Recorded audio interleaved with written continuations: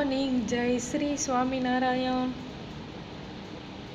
તમને ખ્યાલ જ છે કે આપણા 30% કોર્સમાં ઘટાડો કરવામાં આવ્યો છે। જે અત્યારે તમારી સ્ક્રીન પર દેખાય છે ને, એમાં એક છે કે જે રાખેલો છે અને બીજો છે કાઢી નાખેલો છે, બે છે।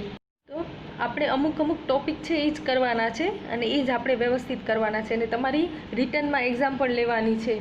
તો આપણે લખવાની પ્રેક્ટિસ પણ સાથે રાખશું અને વિજ્ઞાનમાં આપણને ઓનલી ખાલી એક 11મું આખું ચેપ્ટર છે એ નથી કરવાનું, બાકી બધા ચેપ્ટરમાં અમુક ટોપિક કરવાના છે જે આપણે વ્યવસ્થિત રીતે કરી લેશું। તો હવે આપણે લાસ્ટ વિડીયોમાં જ વાત થઈ હતી કે આપણે 8મા અને 9મા ચેપ્ટરનું રિવિઝન કરવાનું છે। તો હવે એનામાંથી જે પ્રશ્નો પૂછાવાના છે એનામાં આપણને જે ટોપિક આપેલા છે આપણે એ જ ટોપિકની ચર્ચા કરશું અને એના વિશે આપણે ભણશું। તો હવે આપણે 8મું અને 9મું ચેપ્ટર જે તમે આગળ ઓલરેડી ભણી ગયા છો, તો હવે એનામાંથી જે આપણો કોર્સમાં કરવાના છે એ ટોપિક આપણે એકવાર રિવાઇઝ કરી લેશું। તો આપણે જોઈએ ચેપ્ટર 8 અને 9। તો 8મા ચેપ્ટરમાં આપણે ગતિમાં આપણે કરવાનું છે ગતિનું વર્ણન, ગતિના દળનું માપન અને નિયમિત વર્તુળ ગતિ। આ 3 ટોપિક આપણને કરવાના છે। અને પ્રકરણ 9માં બળ અને ગતિના નિયમમાં આપણને એક તો સંતુલિત બળ, અસંતુલિત બળ અને ગતિનો પ્રથમ નિયમ, બસ આટલું જ કરવાનું છે। જે આ 5 ટોપિક આપ્યા છે એ જ આ 2 ચેપ્ટરમાંથી કરવાના છે। તો હવે પ્રથમ જે ટોપિક કરવાનું છે એ છે ગતિનું વર્ણન। હવે આપણે ગતિ આગળ ભણી જ ગયા છીએ કે કોઈ પદાર્થ સમયની સાથે પોતાનું શું બદલતું હોય, સ્થાન બદલતું હોય, અને આપણે શું કહીશું એ પદાર્થ શેમાં છે, ગતિમાં છે। અને એનું આપણે ઉદાહરણ પણ જોયું હતું અને એના પરથી આપણે સમજ્યું હતું। એ કેવો ખ્યાલ છે, સાપેક્ષ ખ્યાલ છે। કોઈ એક પદાર્થ છે બીજા પદાર્થની સાપેક્ષમાં પોતાનું સ્થાન બદલે છે ત્યારે એ આપણે શું કહીએ છીએ, ગતિમાં છે એવું કહીએ છીએ। ત્યારે આપણે આ બસનું ઉદાહરણ પણ જોયું હતું। તો હવે ગતિનો આ ખ્યાલ તમે યાદ આવી ગયું છે, આપણે ઓલરેડી ભણી ગયા છીએ। તો ગતિ એટલે શું, તો જો કોઈ પદાર્થ સમયની સાપેક્ષમાં પોતાનું શું બદલે, સ્થાન બદલે, તો એ પદાર્થ શેમાં છે, ગતિમાં છે એવું કહેવાય। હવે બીજું આપણે ઉદાહરણ જોયું હતું રિક્ષા અને કારવાળું, જ્યારે આપણે ભણ્યા ત્યારે ઉદાહરણ લઈને જ જોયું હતું। ત્યારે આપણે એના પરથી આપણે શું સમજ્યા હતા, નિયમિત ગતિ અને અનિયમિત ગતિ। જ્યારે કોઈ પદાર્થ ચોક્કસ સમયગાળામાં ચોક્કસ અંતર કાપતું હોય ને તો એ કેવી ગતિ કહેવાય, નિયમિત ગતિ। નિયમિત છે એટલે એનામાં શું હશે, ચોક્કસ સમયગાળો હશે અને ચોક્કસ અંતર હશે, તો એ કેવી ગતિ થઈ જશે, નિયમિત ગતિ। અને અનિયમિત ગતિ, જ્યારે કોઈ પદાર્થ ચોક્કસ સમયગાળામાં ચોક્કસ અંતર નહીં કાપે તો એ કેવી ગતિ થશે, અનિયમિત ગતિ। તો હવે આ લખી શકાય, ગતિ એટલે શું, નિયમિત ગતિ, અનિયમિત ગતિ। અને ગતિ એ કેવો ખ્યાલ છે, સાપેક્ષ ખ્યાલ છે। ઉદાહરણ સાથે આપણે સમજી શકીએ કે આપણે બસમાં બેઠા છીએ ત્યારે આપણને બારે જોઈએ છે તો એ ગતિમાં દેખાય છે, જ્યારે બારે ઊભું હશે એને આ અંદર જે આ ગાડી જતી હશે એ કેવું દેખાશે, ગતિમાં દેખાશે। તો આમ ગતિ એ કેવો ખ્યાલ છે, સાપેક્ષ ખ્યાલ છે। તો હવે આપણે ગતિ એટલે શું, ગતિ સાપેક્ષ ખ્યાલ છે, સમજાવો એ પણ લખી શકીએ। નિયમિત ગતિ કોને કહેવાય, અનિયમિત ગતિ કોને કહેવાય, ઇઝીલી લખી શકીએ। તો આ ગતિનો ખ્યાલ એ ટોપિક તમને સમજ આવી ગયો હશે। પરીક્ષામાં પૂછે કે પદાર્થ ગતિ કરે છે એમ ક્યારે કહેવાય, તો કોઈની સાપેક્ષમાં એ ગતિ કરે ત્યારે એ શેમાં છે, ગતિમાં છે એવું કહેવાય, લખી શકાય। હવે તમને કોઈ આલેખ આપી દે અને એ આલેખ જો સુરેખ હોય તો એ કેવું હશે, નિયમિત ગતિ હોય ને, કેમ કે સુરેખ આલેખ ક્યારે મળે, જ્યારે એ ગતિ કેવા ચોક્કસ સમયમાં કેવું અંતર કાપતું હોય, ચોક્કસ અંતર કાપતું હોય। તો સુરેખ ગતિનો આલેખ ક્યારે મળે, જ્યારે એ નિયમિત ગતિ કરતું હોય। તો અનિયમિત ગતિમાં કેવું હોય, એનાથી ઊંધું હોય। સમજાઈ ગયું? તો આ બે કદાચ શોર્ટ પર ક્વેશ્ચન પૂછે તો આપણે લખી શકીએ। મુદ્દો છે ગતિના દરનું માપન। તો હવે આપણે ઘણીવાર જુદા જુદા પદાર્થોને કેવું એક સરખું અંતર કાપવામાં જોયા હશે, તો એના માટે સમય કેવો હશે, એક સરખો હશે। અને તો એના ઉપરથી આપણે શું કહીએ છીએ કે એની ઝડપ કેટલી છે, અને ધીરેથી ગતિ કરતા હોય તો એની ગતિનો દર કેવો છે, ધીમો છે, એવું આપણે જોયું છે ને ઉદાહરણમાં। તો પરીક્ષામાં તમને પૂછાય કે ઝડપ ગતિના દરના માપન માટે માત્ર એનું સૂત્ર લખો, તો આપણે જ્યારે ઝડપનું સૂત્ર જોયું હતું ત્યારે આપણે લખ્યું હતું ઝડપ બરાબર પદાર્થે કાપેલું અંતર છેદમાં તે અંતર કાપવા માટે લાગતો સમય। કદાચ તમને યાદ આવ્યું હશે, આપણે જોયેલું છે આગળ, સૂત્ર પણ જોયું હતું કે હવે વેગમાં થતો ફેરફાર હોય તો એને આપણે શું કહીશું, પ્રવેગ કહીશું। અને v માઇનસ યુ એટલે અંતિમ વેગ માઇનસ પ્રારંભિક વેગ છેદમાં ટી એટલે એના માટે લીધેલો સમય। તો આ એ છે એ કઈ રાશિ છે, પ્રવેગ છે। એને કઈ રાશિ કહીશું, પ્રવેગ છે। પ્રવેગ એટલે ગતિ વેગમાં થતા ફેરફારને આપણે શું કહીશું, પ્રવેગ કહીશું। એવી જ રીતે જો આપણો નિયમિત ગતિ, હવે આપણે નિયમિત ગતિ, વર્તુળાકાર ગતિ આપણે જોઈ હતી, નિયમિત ગતિ છે. જો કોઈ પદાર્થ અચળ ઝડપે કેવી ગતિ કરતું હોય, વર્તુળાકાર પથ પર ગતિ કરે છે, તો એ કેવી થઈ ગઈ? નિયમિત વર્તુળમય ગતિ થઈ ગઈ. આપણે અહીંયા વર્તુળાકાર ગતિ પૂછી છે એટલે આપણે વર્તુળ લઈએ છીએ. ઘડિયાળના સેકન્ડ કાંટો કેવી છે? એ નિયમિત વર્તુળાકાર ગતિ કરે છે ને ચોક્કસ સમયમાં ચોક્કસ અંતર કાપે છે. તો ઘડિયાળના ડાયલ પર નિશ્ચિત સમયમાં કેવું કરે છે? એનું વર્તુળમય ગતિ હોય છે અને એનું સમય અને બંને કેવું હોય છે? એક સમાન હોય છે ને, એક સરખા દરે કાપે છે. તો એ કેવી થઈ ગઈ? નિયમિત વર્તુળમય ગતિનું ઉદાહરણ છે. એવી જ રીતે ચંદ્ર પૃથ્વીની આજુબાજુ ફરે છે, એ તમને ખ્યાલ છે. પૃથ્વીના ગુરુત્વાકર્ષણ બળના કારણે ચંદ્ર છે એ પૃથ્વીની આજુબાજુ ગોળ ફરે છે. તો એ કઈ ગતિ થઈ ગઈ? વર્તુળમય નિયમિત ગતિ થઈ ગઈ. તો આ બંને કેવા છે? નિયમિત વર્તુળમય ગતિના ઉદાહરણો છે. હવે તમને એનું સૂત્ર સાબિત કરવાનું ઘણીવાર આ પૂછાય છે. તો હવે પ્રશ્ન પૂછાય કે કોઈ આર ત્રિજ્યાવાળા વર્તુળાકાર માર્ગ પર નિયમિત વર્તુળમય ગતિ કરતા પદાર્થ માટે એનું આ સૂત્ર તારવવાનું છે. તો હવે આપણને એટલું તો ખ્યાલ છે, અહીંયા કેન્દ્રથી આ અંતર કેટલું થશે? આર ત્રિજ્યા લઈએ તો અહીંયા બધે કેટલું હશે? સમાન હશે. તો જ્યારે કોઈ નિયમિત વર્તુળમય ગતિ કરતો પદાર્થ ટી સમયમાં વર્તુળાકાર પથ એટલે કે ત્રિજ્યા જેટલા પથમાં એક ચોક્કસ પૂર્ણ અંતર કાપે છે, એના માટે લાગતો સમય કેટલો હશે? ટી. તો હવે અહીંયા વી બરાબર આપણે શું લખીશું? કાપેલું અંતર એના છેદમાં સમય.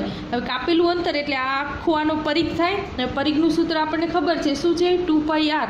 તો પરિઘ બરાબર આપણે 2πr ને છેદમાં લાગતો સમય ટી લેશું. તો આપણને નિયમિત વર્તુળમય ગતિ માટેનું સૂત્ર શું મળશે? 2πr છેદમાં ટી. આપણે આ સમજ્યા હતા, કદાચ તમને યાદ આવ્યું. આપણે આ શીખ્યા હતા કે પરિઘ, કાપેલું કુલ અંતર એટલે પરિઘ, તો 2πr ને લીધેલો સમય કેટલો છે?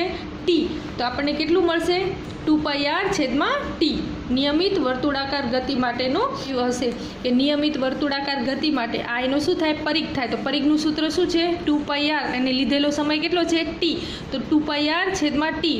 કાપેલું કુલ અંતર એટલે આ અંતર થયું, આ કેટલું? આટલું જેટલું કાપ્યું હશે એ અંતર, અને છેદમાં સમય એટલે ટી. 2πr છેદમાં ટી. તો આમ આપણને શું મળી ગયું?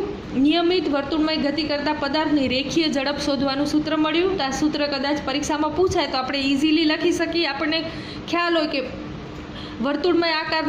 વર્તુળાકાર ગતિ છે તો એટલે એનો શું લેવાનો હશે? પરિઘ. પરિઘનું સૂત્ર શું છે? 2πr. લીધેલો સમય ટી. તો ઇઝીલી લખી શકીએ. હવે આ નિયમિત વર્તુળમય ગતિ કરતા પદાર્થના વેગનું મૂલ્ય તો અચળ જળવાઈ રહે છે, કેમ કે એક સરખું વેગ કાપે છે. તો પણ વેગની દિશા કેવી હશે? ચેન્જ થાય છે ને. અહીંયાથી આગળ જશે એટલે આ વેગની દિશા બદલશે. આમ એની દિશા કેવી થાય છે? એની દિશા બદલે છે. હવે એ દિશા માટે આપણે ત્યારે વાત કરી હતી, એની દિશા કઈ હશે? તો એની સ્પર્શકની દિશામાં હશે. યાદ આવ્યું? તો એની કઈ દિશામાં હશે? સ્પર્શકની દિશામાં હશે. અને સ્પર્શક કઈ રીતે દોરશું? અહીંયાથી લંબ લઈને 90ના ખૂણે દોરશું તો એનો આપણને શું મળશે? સ્પર્શક મળશે. આવી રીતે V1, V2, V3 એવી રીતે વિવિધ લઈને આપણે શું એનો લેશું? વી, વેગના મૂલ્ય એટલે કે ઝડપનું મૂલ્ય આપણને મળશે. આમ પદાર્થના વેગનું મૂલ્ય ભલે અચળ જળવાય પણ એના વેગની દિશા શું થાય છે? બદલાતી રહે છે. વેગ કેવી રાશિ છે? સદિશ રાશિ છે. એટલે એને દર્શાવવા માટે આપણે શેની જરૂર પડશે? દિશાની જરૂર પડશે.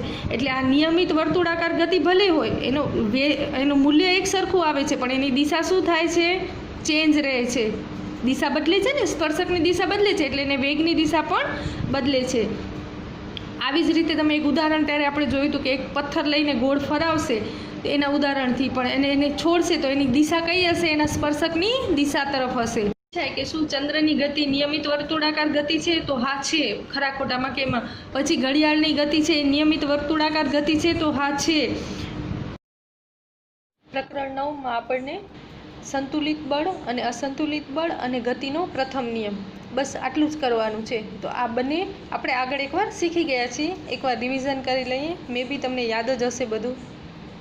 બળો અને અસંતુલિત બળો બંને ભણી જ ગયા છીએ. પ્રકરણ 9 બળ અને ગતિના નિયમોમાં આપણને સંતુલિત બળ અને અસંતુલિત બળ અને ગતિનો પ્રથમ નિયમ, બસ આટલું જ કરવાનું છે.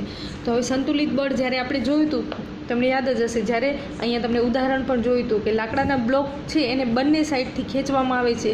તો એક સાઈડથી એક્સ બળ ને વાય બળ, જો બંને સમાન બળ હશે તો આ બ્લોક કેવું હશે? ત્યારે સ્થિર જ રહેશે. તો એ કેવું બળ થયું?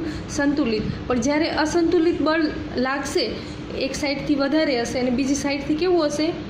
ઓછું અથવા તો નહીં લાગે, તો એ આ બ્લોક શું કરશે? ગતિ કરશે. આમ સંતુલિત બળ અને અસંતુલિત બળ બંને આપણે જોયા જ હતા.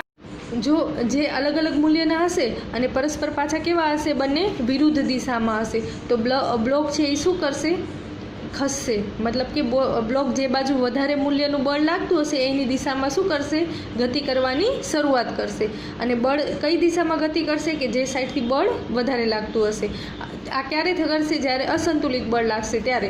સંતુલિત બળ હશે ત્યારે કેવું હશે, સ્થિર હશે. હવે અસંતુલિત બળોનું મૂલ્ય કેવું હશે, તો એની અસરથી સ્થિર પદાર્થ હશે એ શેમાં આવશે, ગતિમાનમાં આવશે. અને ગતિમાન જે ઓલરેડી ગતિમાં છે એના ગતિમાં શું થશે, વધારો અથવા ઘટાડો થઈ શકશે. અને ગતિની દિશામાં પણ શું થશે, બદલાવ થશે. આપણે આ જોયું હતું, કદાચ તમને યાદ હોય. અને હવે પરિણામી બળ ક્યારે શૂન્યતર હોય, કે જ્યારે અસંતુલિત બળ હોય ને ત્યારે પરિણામી બળ શૂન્ય ન હોય. કેમ કે ગતિ કરે છે એટલે બળ તો લાગે જ છે, તો એની અસર પણ વર્તાશે. કાં તો શું થશે, સ્થિર પદાર્થ હશે એ ગતિમાં આવશે, ગતિમાન પદાર્થ હશે એના ગતિમાં વધારો થશે, અથવા તો એની દિશામાં પણ બદલાવ થશે. તો આ અસંતુલિત બળની અસર થશે. અને અસંતુલિત બળનું પરિણામી બળ ક્યારેય શૂન્ય નહીં હોય, એટલે કે શૂન્યોત્તર હશે. શૂન્યોત્તર મીન્સ કે શૂન્ય સિવાયનું. હવે એના પછી આપણે ગતિનો પ્રથમ નિયમ જોવાનો છે. એના પહેલાં જડત્વનો નિયમ આપણે એટલે જોઈએ છીએ કે ગતિનો પ્રથમ નિયમ તમને સમજવામાં થોડો ઇઝી રહેશે. તો ગેલિલિયોના જડત્વનો પ્રથમ નિયમ શું હતું, કે પદાર્થ પર અસંતુલિત બાહ્ય બળ ન લાગે ને ત્યાં સુધી સ્થિર પદાર્થ છે એ કેવો રહેશે, સ્થિર. ને અચળ વેગી પદાર્થ છે એ એની અવસ્થા જાળવી રાખશે. તો આને શું કહેશું, જડત્વ કહેશું. એટલે જે સ્થિતિમાં છે ને, હવે તમને એમ થશે ગાડી આપણે એક બોલને ધક્કો આપ્યો અને એ તો કેમ અચળ વેગે, તો એ શા માટે, કે એના ઉપર શું થાય છે, ઘર્ષણ બળ લાગે છે. આમાં આપણે શું વાત કરી છે, જ્યાં સુધી એના ઉપર શું નહીં થાય, કોઈ અન્ય બળની અસર નહીં થાય ત્યાં સુધી એની શું થશે, ગતિ ચાલુ રાખશે. પણ હવે આપણે બોલને ફેંકીએ છીએ ત્યારે એના ઉપર શું થશે, નીચે રડાવીએ ત્યારે એને ઘર્ષણ બળના લીધે શું થઈ જશે, સ્થિર થઈ જશે. ઉપર ફેંકેલો પદાર્થ નીચે આવે છે, શા માટે, ગુરુત્વાકર્ષણ બળના લીધે. ઉપર જ કેમ નથી જઈ રહ્યો, એટલે અન્ય બળની કોઈ અસર નહીં આવે ત્યાં સુધી એની શું હશે, સ્થિર પદાર્થ સ્થિર રહેશે અને ગતિમાન પદાર્થ પોતાની ગતિ ચાલુ રાખશે. આવું શાને કારણે થાય છે, તો આ નિયમ છે એને આપણે શું કહીશું, જડત્વનો નિયમ કહીશું, પ્રથમ નિયમ. એના માટે એણે શું કર્યું હતું, ગેલિલિયોએ ઢાળ પરથી એક વસ્તુને શું કરવામાં આવી છે, ફેંકવામાં આવે છે. તો ગતિ શું થશે, પ્રવેગી ગતિથી થશે, એના વેગમાં તો ફેરફાર થશે જ ને. તો પદાર્થને શું થશે, વેગમાં ફેરફાર થશે. અને બાહ્ય બળ જે છે એ બળ કેવું લાગશે, એના ઉપર બાહ્ય બળ લાગશે ને, પણ અહીંયા નીચે શું હશે, ગુરુત્વાકર્ષણ બળ હશે. તો એને ગતિના કારણે ક્યાં આવશે, નીચે આવશે. અને નીચે આવીને પછી શું થશે, સ્થિર થશે. અને આ ગતિમાં થતો એ ફેરફાર કેવો હશે, પ્રતિપ્રવેગી. અહીંયાથી આવશે ત્યારે પ્રવેગી, ને જ્યારે સ્થિર થશે ત્યારે કેવી હશે, પ્રતિપ્રવેગી ગતિ. શું થશે, એની પ્રવેગમાં ઘટાડો થશે, મતલબ ગતિમાં ઘટાડો થશે. તો એ કેવી હશે ગતિ, પ્રતિપ્રવેગી ગતિ. ન્યૂટનનો પ્રથમ નિયમ શું છે, જ્યાં સુધી કોઈ પદાર્થ પર અસંતુલિત બાહ્ય બળ નહીં લાગે ત્યાં સુધી સ્થિર પદાર્થ સ્થિર અવસ્થામાં રહેશે અને ગતિમાન પદાર્થ પોતાની શું રાખશે, ગતિ ચાલુ રાખશે. આ શેનો નિયમ છે, ગતિનો પ્રથમ નિયમ કયો, ન્યૂટનનો પ્રથમ નિયમ કયો, કે જડત્વની વ્યાખ્યા કયો, તો પણ આ જ આવશે કે સ્થિર પદાર્થ સ્થિર અવસ્થામાં રહેશે અને ગતિમાન પદાર્થ પોતાની ગતિમાન શું રહેશે, ચાલુ રાખશે જ્યાં સુધી એના પર કેવું બળ નહીં લાગે, અસંતુલિત બળ. સંતુલિત બળ લાગશે તો કાંઈ થશે જ નહીં, એટલે આપણે કયો બળ વાપરશું, અસંતુલિત બળ. હવે દાખલા તરીકે આપણે બ્લોકવાળું જે ઉદાહરણ આગળ પણ જોયું હતું અને આ ઢાળવાળું બે ઉદાહરણ છે. હવે પ્રથમ નિયમ છે એ શેની વ્યાખ્યા આપે છે, આપણને બળની વ્યાખ્યા આપે છે. તમને એક વાક્યમાં પણ પૂછાય કે પ્રથમ નિયમ શેની વ્યાખ્યા આપે છે, તો બળની વ્યાખ્યા આપે છે, જડત્વની વ્યાખ્યા પણ આપે છે. એટલે કે ન્યૂટનની પ્રથમ નિયમ કે જડત્વનો નિયમ બંને શું છે, એક જ છે. તો પદાર્થ પર જ્યાં સુધી અસંતુલિત બાહ્ય બળ નહીં લાગે ત્યાં સુધી સ્થિર પદાર્થ કેવો રહેશે, સ્થિર રહેશે. ગતિમાન પદાર્થ પોતાની ગતિ ચાલુ રાખશે. આ આપણે યાદ રાખી લઈશું. હવે ન્યૂટનની ગતિનો પ્રથમ નિયમ કયો કે જડત્વની વ્યાખ્યા કયો, બંને સમાન છે. હવે તમને પરીક્ષામાં પૂછાય કે જડત્વની વ્યાખ્યા લખો, તો એ આપણે આ જ લખશું કે જ્યાં સુધી પદાર્થ પર કેવું બળ નહીં લાગે, અસંતુલિત બાહ્ય બળ નહીં લાગે ત્યાં સુધી ગતિમાન પદાર્થ ગતિમાન રહેશે અને સ્થિર પદાર્થ પોતાની સ્થિર અવસ્થા જાળવી રાખશે. તો ગમે તે પૂછાશે આપણે આન્સર આ જ હશે.